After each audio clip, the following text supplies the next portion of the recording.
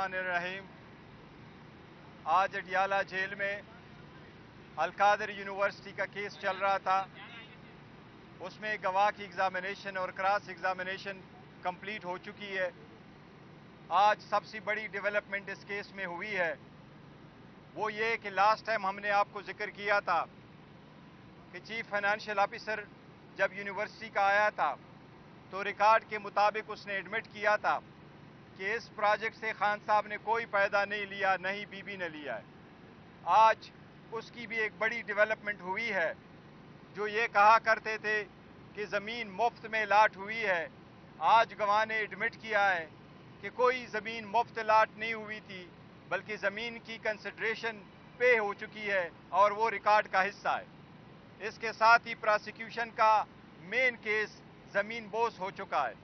इसी तरह हमने आपको कहा था कि तोशाखाना का केस भी, जिसमें बीबी का न नाम है, न उन्होंने पैसे दिए थे, न उन्होंने पैसे लिए थे, न उनकी लिस्ट में नाम है, वो भी एक बोगस और बेसलेस केस था जो प्रोसिक्यूशन ने खुद हाई कोर्ट में एडमिट किया था कि वो जजमेंट सस्टेनेबल नहीं है।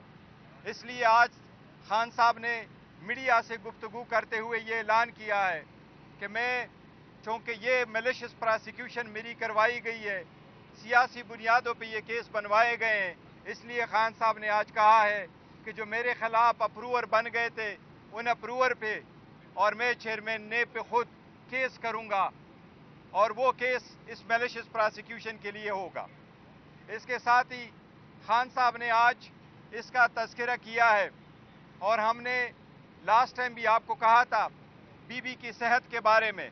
अब ये कहा जा रहा है कि बीबी को कोई ज़हर नहीं दिया गया है। हमने मुतालिबा किया है कि डॉक्टर की टेस्ट हर सूरत होने चाहिए।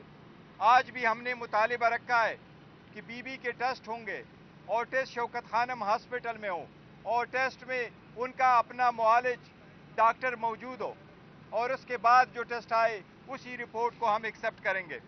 ये हमने मुतालिबा किया है और हमें उम्मीद है इंशाअल्लाह ताला कि इस हफ्ते उस पर अमल दरामद होगा। खान साहब ने आज इस बात का भी अदा किया है कि जिस तरीके से कोशिश की जा रही है, हमारे जीते हुए कैंडिडेट के खिलाफ एक प्रोपेगेंडा किया जा रहा है, दरख्वास्त दी जाती है, रिकाउंटिंग की जा रही है और रिकाउंटिंग में उसकी मेजॉरिटी को माइनॉरिटी में बदल दिया जाता है, उसकी जीत को शिकस्त में बदल दिया जाता है। हम उसका अदा करते हैं। खान साहब ने उसकी मिसाल दी है कि ये 1971 की तरफ आप हालात को लेके जा रहे हैं। उस वक्त भी ऐसा ही हुआ था।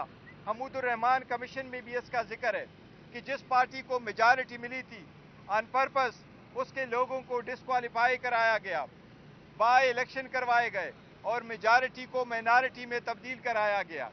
हम वार्न कर रहे हैं, हम इस्तदा कर रहे हैं, हम मुतालिबा करते हैं कि इस रविश को रोका जाए।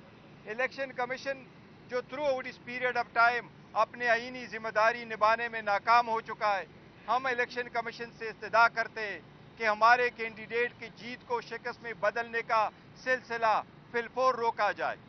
इससे हालात ख़राब होंगे, इससे पार्लियामान की जो बैलेंस है वो ख़राब हो जाएगी। हम आगे की तरफ बढ़ना चाहते हैं, हम पार्लियामान का हिस्सा है, अपना रोल एज अपोजिशन पार्टी अदा करना चाहते हैं। आप इसमें गैर आईनी और गैर कानूनी कार्रवाइयाँ बंद कर ले, हमारे कैंडिडेट की मेजॉरिटी को माइनॉरिटी में बदलने की मजीद कोशिश ना करें।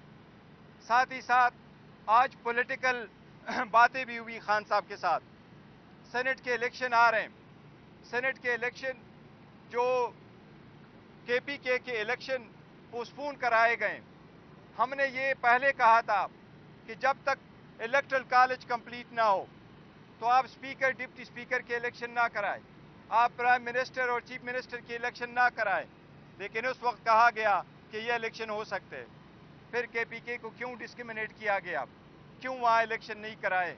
अब जबकि केपीके के रिप्रेजेंटेशन इलेक्शन में नहीं है, इसलिए हम मुतालबा करते हैं कि जब तक वो इलेक्शन ना कंप्लीट हुए हों, जब तक केपीके के सेनेटर ना आए हों, तब तक सेनेट की इलेक्शन चेयरमैन और डिप्टी चेयरमैन की इलेक्शन ना हो। ये हमारा मुतालबा है।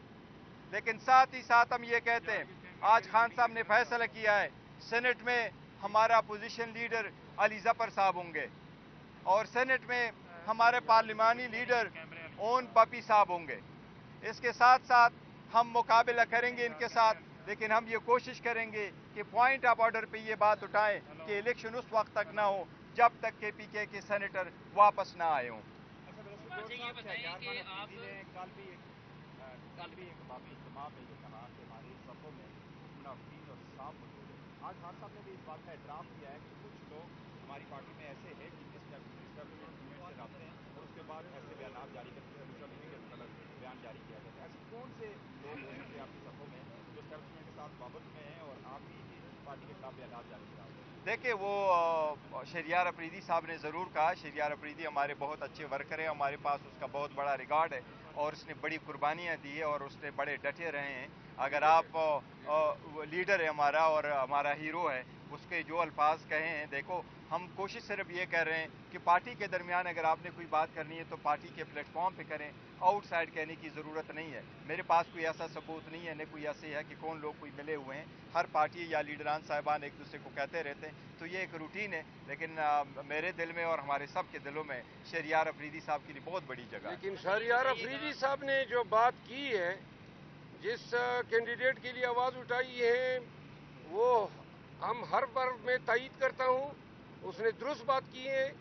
ورکرز کو سینٹ کے الیکشن میں جو ہے جنہوں نے قربانیاں دی ہیں اور خرم ذیشان کے لیے انہوں نے آواز اٹھائی ہے، خرم ذیشان کا نام ڈراپ کیا جانا یہ خان کے فیصلے کی توہین ہے۔ یہ بتا دیں کائنڈلی، ڈاکٹر جو بشرا بیوی کے ڈاکٹر ہیں انہوں نے میڈیا میں کہا کہ ایسا کوئی ثبوت نہیں پایا گیا کہ ان کو زہر دیا گیا۔ دیکھو، ہم نے اس کا ذکر کیا ہے، ڈاکٹر صاحب نے فزیکل معائنہ کیا، فزیکل معائنہ سے سلو پوائزننگ کا کوئی اثر نہیں پڑتا۔ سلو پوائزننگ کا آپ کو تب پتہ چل جاتا ہے جب آپ ٹیسٹ کرتے ہیں، جب سارے ٹیسٹ کرتے ہیں، اور اس کے لیے جو ڈاکٹر ہے وہ آئیں گے، وہ ٹیسٹ کریں گے تو اس کے بعد پتہ چلے گا، کیونکہ وہ ایک ٹائم پیریڈ ہے، اس لیے ہمارا مطالبہ کہ پہلے ٹیسٹ ہو اور یہ کلیئر ہو، کیونکہ اس میٹر کو سیریسلی لینا چاہیے اور اس پہ پالیٹکس نہیں ہونے چاہیے۔ اور صاحب یہ بتائیے کہ آج خان صاحب نے بتایا کہ جوڈیشل کمپلیکس میں ان کو قتل کرنے کا منصوبہ جو ہے وہ تیار کیا گیا تھا اور وکلا کی جانب سے قبل از وقت جو ہے وہ خان صاحب کو آگاہ کیا گیا اور ان کی جان جو ہے وہ بچ گئی تھی۔ تو یہ بتائیں، اگر اس منصوبے کا آپ کو اس وقت پتہ چل گیا تھا تو آپ نے کوئی اس کے خلاف کوئی درخواست کیوں نہیں دائر کی؟ اور دوسرے نمبر پہ یہ بتائیے کہ انہوں نے بتایا کہ جو عارف علوی ہیں ان کے ذریعے انہوں نے عاصم منیر کو ایک میسیج بھجوایا تھا اور اس میں انہوں نے بتایا تھا کہ ہم فوج کے خلاف نہیں ہیں، اور عاصم منیر نے بھی ان کو یہ گارنٹی دی تھی کہ وہ بھی ان کے خلاف نہیں ہیں۔